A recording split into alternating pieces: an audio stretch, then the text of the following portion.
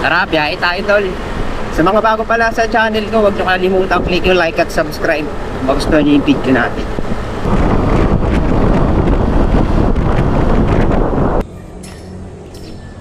Paanda na ata ito ah. Kaya pumasok. Nakaano yung order na. Yan yung... Picture natin. Buti na lang ready na ngayon agad, no? Bilis. Isang mabilisan lang. Manunggal lang to. Manunggal Street dito sa may sa amin. Sa may Tatalon Elementary School. Ay, Tatalon. Tatalon, Barangay Tatalon Elementary School. Okay. Tara. Bale, paid online to. Wala na tayong kukolektahin pera. Sa mga nagtatanong pala ng kung paano yung mga proseso ng di cash collection at online payment. Meron tayong mga tol, cash collection cash collection. Meron tayong COD o cash on delivery tsaka paid online. Pag paid online, wala na tayong kukolektahin pera sa customer. Tapos wala naman tayong babayaran sa vendor. Wala tayong abono sa vendor lagi. Walang ganun sa Foodpanda. Ibibigay nyo lang yung order sa customer. Tapos okay na, drop nyo na. Waiting na ang panibago. Ganun pagka mga paid online. Tapos pag cash on delivery naman, kunin nyo sa vendor yung pagkain, atid sa customer. Tapos si customer, siya magbabayad sa inyo ng kung magkano halaga ng order. Lahat ng nakolekta yung pera na galing sa COD o cash on delivery, i-remit nyo yun pagkatapos ng ship sa 7-Eleven o kaya Gcash. Pag Gcash may bayad 10.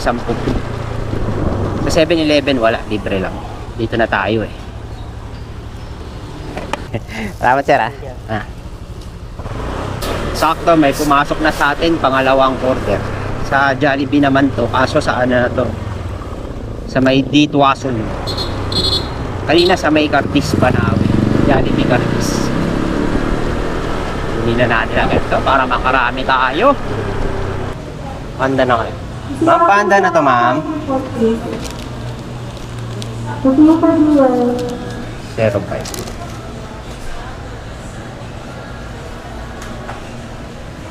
Okay hindi ko lang napansin. Kasi Manila mo walang inaano. Kaya laging may plus 90. Pagpatak ng alas 10, sinahabol ko na makalima ka na. Malapit lang naman hatid nito. Parang hindi ako pagpapawisan kung saan i-deliver. Sa may lang ata ito sa may Marikina. Kagaya nito mga tol, paid online na naman. Makikita naman sa apps natin yan kung ano yung mode of payment ng customer. Dito na tayo sa may Marikina. Power play. Thank you mama. Hindi pa. Successful. Nasa gilid lang pala si ma'am. Naghihintay na. Sarado pa pala yung badminton. Waiting pa siguro sila magbukas.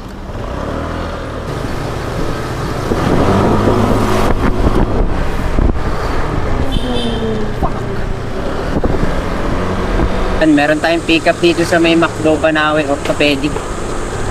Sa may tapat lang to ng Orthopedic, kaya mga Banawe Orthopedic Pandago! May Pandago na. Okay. Eto, paid online ulit to. Pandago. Ang hatid niya sa may pass, Urinaria Pass, Araneta Avenue.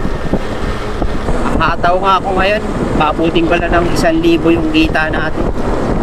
Tapos garahe na ako kasi bukas hindi ata ako makakalabas. Aayusin ko yung natin, itong service natin. Aayusin natin yung CVT. Papalit tayo ng mga spring, clutch spring, center spring. Lilinisin ko na rin pang gilid. Yun ang ating agenda bukas. Maganda na rin yung matuto tayo kasi alam natin yung quality yung gagawin natin. Kumbaga hindi minamadali kasi ikaw gagawa talagang para sa motor mo, gaganda mo yung gawa. Sir, thank you po. Opo, salamat po.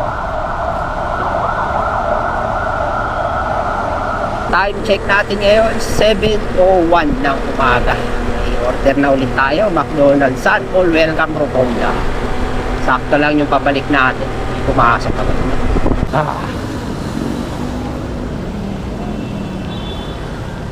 Lakas ha.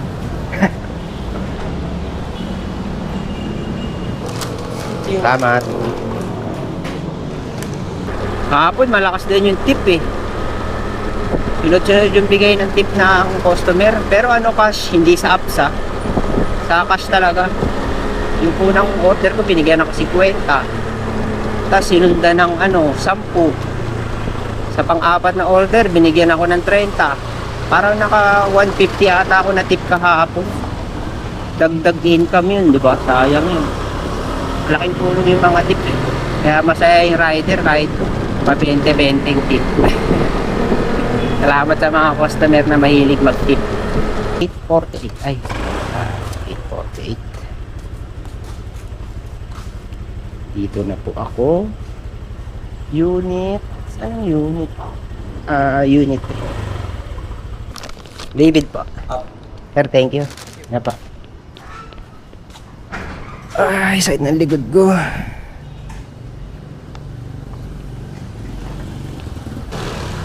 Na-miss ko rin dito sa ano na to, McDonald's G2. Ay, salamat po. Waiting. Tapos kunin ko lang.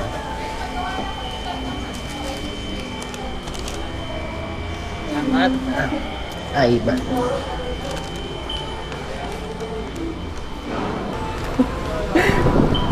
Sana barya yung bayad ni sir. Wala akong panukli. Sa mga nagtatanong pala kung paano mag-apply sa Foodpanda, comment lang kayo sa YouTube natin para try nyo sa link ko para kumita rin ako.